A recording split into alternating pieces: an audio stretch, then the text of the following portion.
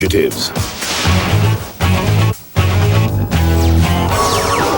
Now, join the manhunt with John Walsh. When a child goes missing, sometimes it's up to a parent to figure out what happened. When that parent is half a world away, it can be a harrowing experience. It was May of 2003, just outside of Tel Aviv, Israel. Ran Mesika was trying to get in touch with his son, Ran. Ran had been taking a road trip across America in a van he bought. He hadn't called home in days, and that was unusual. All the time I talk with him, every day. Sometime he missed one day, but more than 2 days, it's not happened. Ran, use the calling card I gave you. Your mother and I want to know how you're doing. Call home. Shimon was worried. He and Ran were very close, and Ran hadn't returned any of his messages. Shimon then figured out a way to track Ran down. Shimon had given Ran a credit card, and if he knew where Ran had last used the card, he'd at least know where his son was. So Shimon called the credit card company. It's 4667, that's the account number. She tell me he drew money half hour before, 30 minutes before he drew money. I'm happy, If somebody drew money with the credit card, I know it's my son because nobody know the PIN number. Do you know how much money he took out? Yes. He's been taking out about $600 every day for the past 6 days. He's used the card 37 times. I'm afraid it's maxed out. Where did he use this card? Louisiana, Mississippi, Alabama. Looks like the last place was Fort Myers, Florida. Shimon knew there were two possibilities. Either Ran had been running up huge bills without telling him, or worse, someone else was using Ran's card. There was only one way to find out. I want to unblock the account. Yes, I understand. I'll be responsible for all the charges, all the money. Cease all the charges. While Shimon waited to see if the card would be used again, Thank you. he got in touch with a friend of Ran's who lived in the U.S. Call Gilad. Call Gilad. Gilad Ehrlich lived in San Diego, and he'd helped Ran get his van to start his cross-country trip. No, Mr. Mesika, I haven't talked to him in a week either. But the last time you spoke, he seemed okay. Gilad, I need to know. Listen, Mr. Mesika, Ran told me not to tell you this because he knew you'd get upset, but he was getting pretty bored driving by himself, so in Texas he picked up this hitchhiker. Thanks for stopping. No problem. Where are you going? As far as you'll take me. Okay, so get in. Thank you very much. No problem. Come Ran. What is it? Ran, R-A-N, Ran Mesika. Cool. It's Israeli. Thank you. Thank you for the ride, man. No problem. Cops know Ran and the hitchhiker headed east from Texas to Louisiana, because there's this surveillance tape of Ran and the hitchhiker taken inside a Walmart in Lake Charles, Louisiana on May 2nd, 2003. Police believe after the two men left the Walmart, Ran told the hitchhiker his ride was over. Hey, listen, I'm sorry. I hope you don't mind. Don't sweat it, man. Just when we get on the road, drop me off at the interstate. Okay. Cool.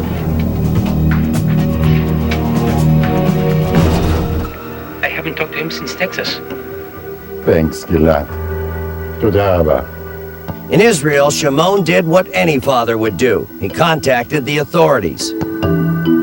This is Shimon Mesika from Israel. FBI agent Rick Lunn was assigned the case. Ran Mesika was very calm and very diligent. I mean, he was willing to provide us anything and everything we needed to assist us in our investigation. The actions Shimon had already taken were about to pay off. On May 7, 2003, Ran's credit card was used again, but it was not used by Ran. It was used by the hitchhiker. Here's an image of the hitchhiker caught by an ATM in Miami. Now the FBI had a face. and the strong feeling that finding this guy would be the key to finding Ran Mesika.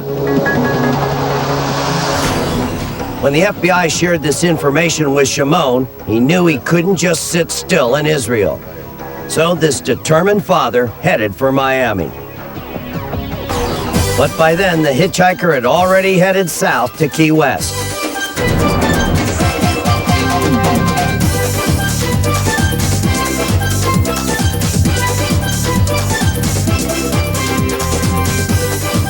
First time in Key West? And it didn't take long for the hitchhiker to get comfortable in his surroundings, picking up a local woman at a bar and taking her back to the van he'd stolen from Ran Mesika. Waitress?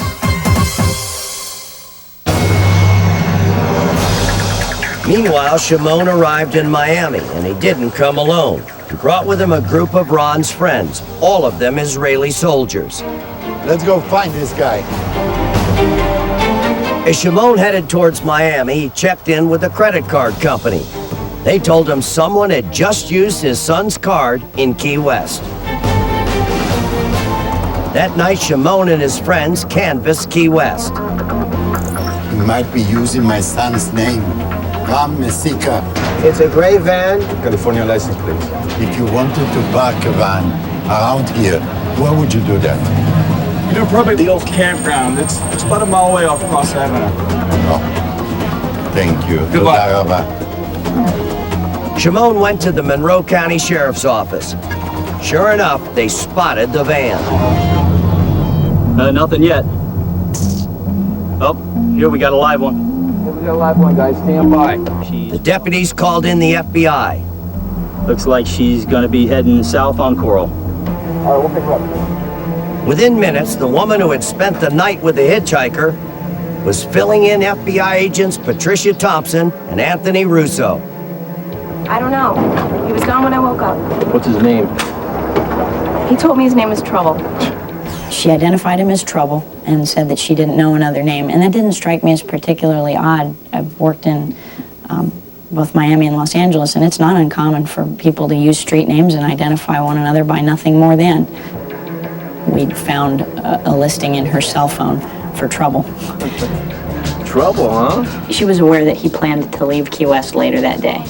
And we instructed her to make a lunch date so that she could say goodbye.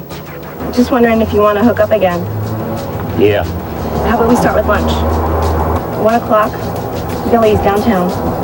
Yeah, that sounds good to me. I look forward to it. Where is he? I don't know. He said he'd be here. A little bit. There you go. Wait, that's him. Don't move. Drop back. The first thing I thought was he was going to be the key to finding out what the story was with the van, what the story was with the ATM card, but most importantly, what the story was with the victim. But it wasn't going to go quite so easily. It was very easy for us to see him on the street corner 1 second and have him be gone just that quickly, and that's what happened. I wasn't so much concerned that, poof, he was gone, as I was that, wow, there are a lot of people around here, we got to find him again quickly. Now the hunt was on. The rest of the story when we return.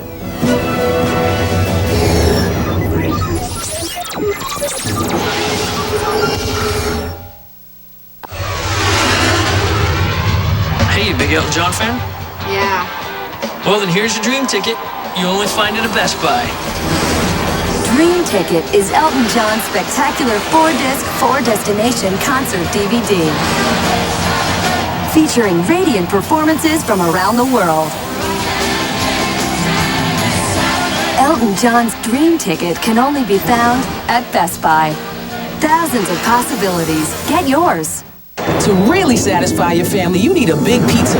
The new Full House Extra Large Pizza from Pizza Hut. 30% bigger than our large for just $9.99 every day. No more leaving the table hungry. The new Full House Pizza for just $9.99. Introducing Mr. Clean Magic Eraser Duo. The Mr. Clean Magic Eraser with a new absorbent layer.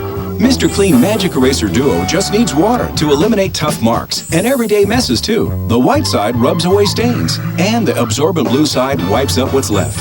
It tackles dirty jobs all over the house with an innovative cleaning material that gets into surface grooves and loosens trapped dirt and grime. Use it again and again, all throughout your home. New Mr. Clean Magic Eraser Duo.